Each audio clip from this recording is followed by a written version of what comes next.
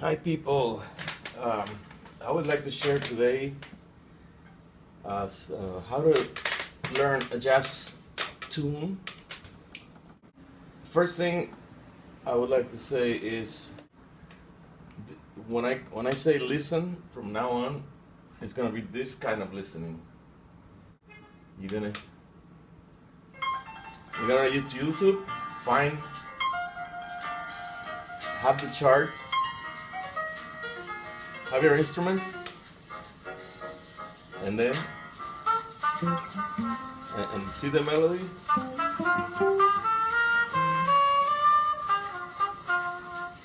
He's interpreting the melody. It's not exactly like the way. If you see this, it's written.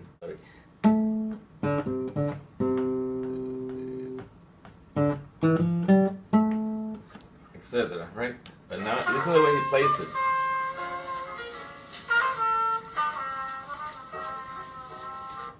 So you're gonna study all that. You're gonna listen. Look for the solo.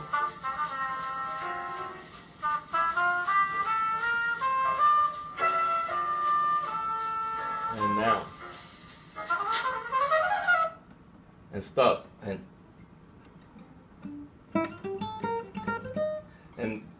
go if you need to if you can't do that fast, do it. Transcribe it or learn it. Whatever you like. But what I would do,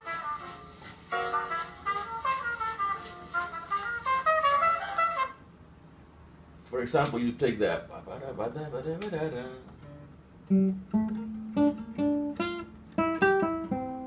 and I know that's here. You look for the part on the chart, stop and go back if you can, and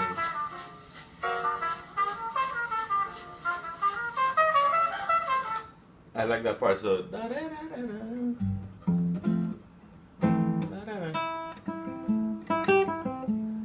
now I know that's just do it on arpeggio. Usually a climax is gonna be before you end the solo, and then you gotta have a little bit of resolution and ending. I like that kind of solos. Composing is slow improvising, and improvising is fast composing or spontaneous composing. So you got to remember that when you are doing a solo, you don't want to go like crazy and play stuff that doesn't make sense. You got to make sense. You got to have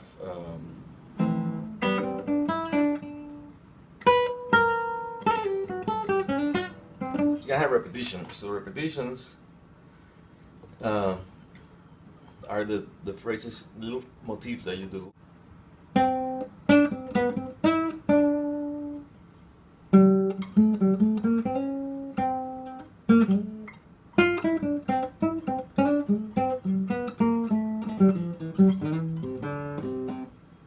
And then you move to another one.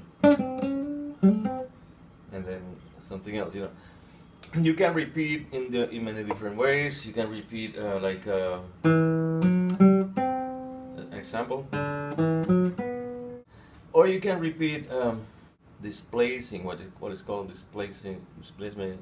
It's like 1, 2, 3, 4.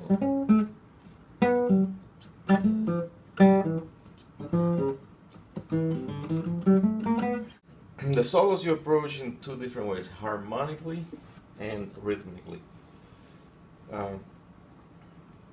But you got to combine all that and make music. But basically, with the rhythms, you want to repeat, because if you just do different rhythms, then there's no music. You do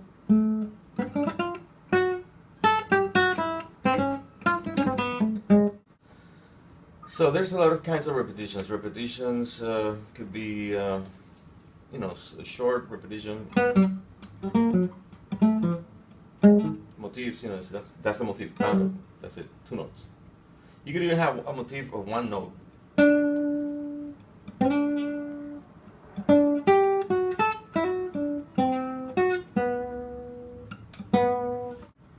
or it could be a longer motif, like I like that one. Da, da, da, da. So, ba, ba, ba, so 4. What you're gonna do is you're gonna have the chart here, or on a paper. Go first, practice slow. You do the arpeggios. Every arpeggio.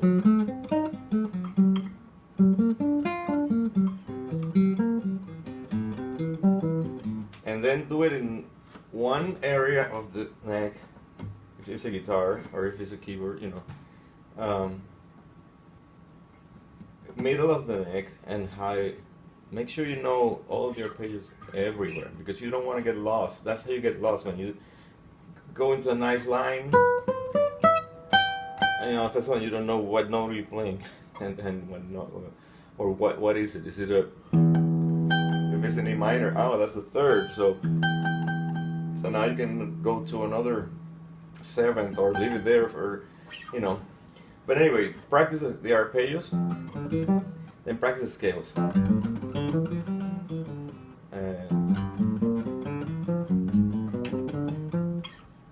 For that, you might need a book to get all the scales that sound logical and well with each chord, major, minor, diminished, and augmented. And then you gotta find what notes are outside, like I said, with the chromatic approaches. For example, for that chord, you can play that, but I know I think of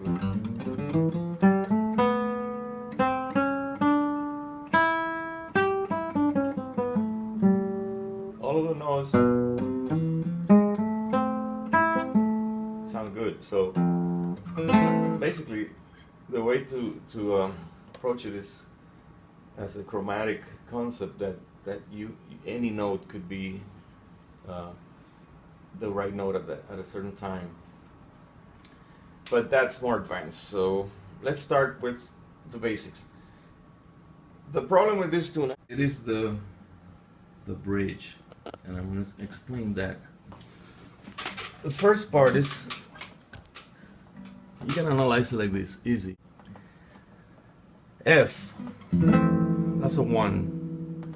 That F sharp is just basically a D7 without the D. Anyway, so he just took the D out. The composer said, you know what, I'm gonna disguise this a little bit. I don't want to sound too obvious. But it's basically a 6. But it's what we call a secondary dominant.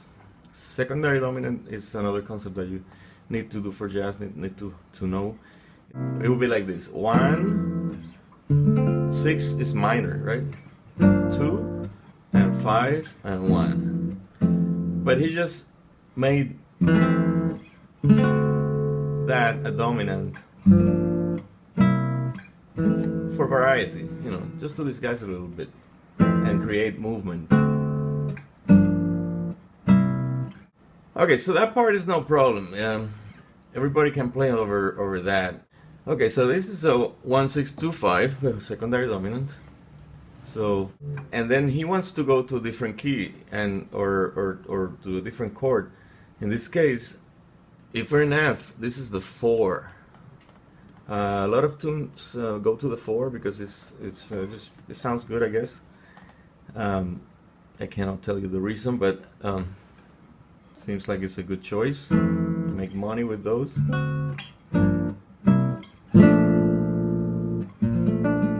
See, a lot of tunes go to that 4. And now the problems start.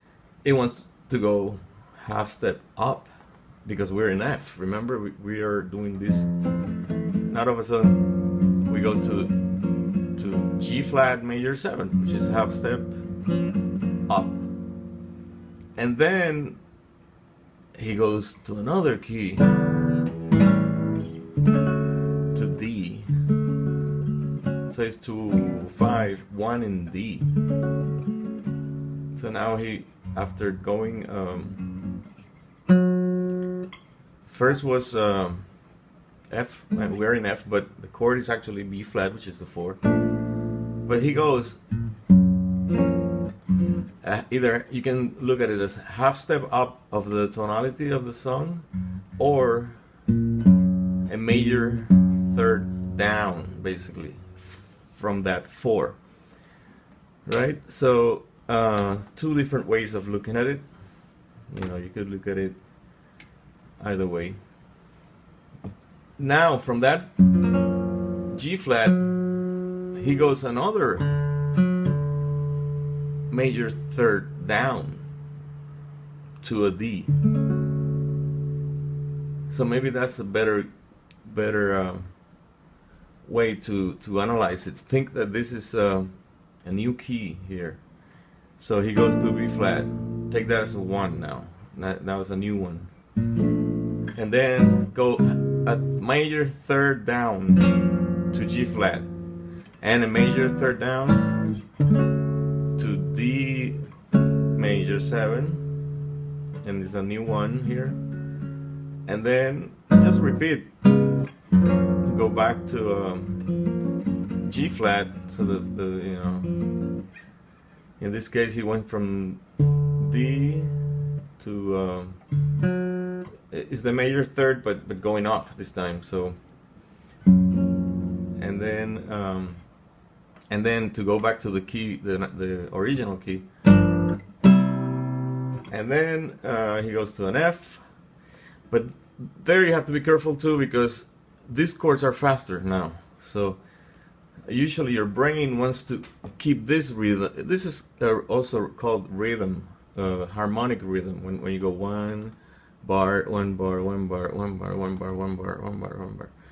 Now you have 1 ta ta ta. So 1, and then 2, and then here it's a little surprising there, you know. It's like a little bit of you gotta be careful. Okay, so remember that when you go 2 3 4 1,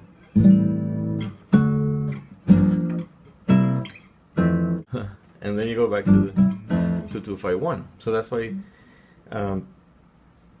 we need to know a lot of different ways to treat those 2 5 1s. Anyway, another thing is all of these chords are really basic. If you look at it, they're not even jazz chords here. They're just like, they look like pop music chords. That's because in jazz you have to add your embellishment. So in this case I would do I would play the F major, just plain diminish, and then I would add like 11, flat 9, 7 flat 9, and 11, minor 11, and then maybe a 9, D minor 9, again 11, and flat 9. Okay, and so on with all this. You always add stuff. Practice slow that bridge.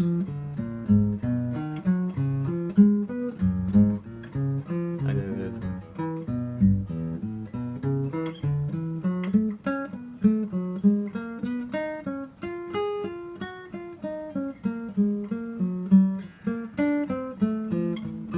You can practice like that, or you can do a more melodic in a solo.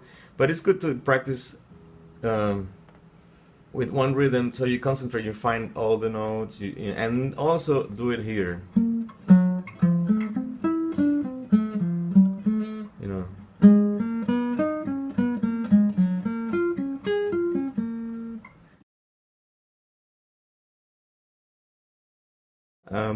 So what you do is you record. If you have a recorder, you can record the bridge chords. Do it simple.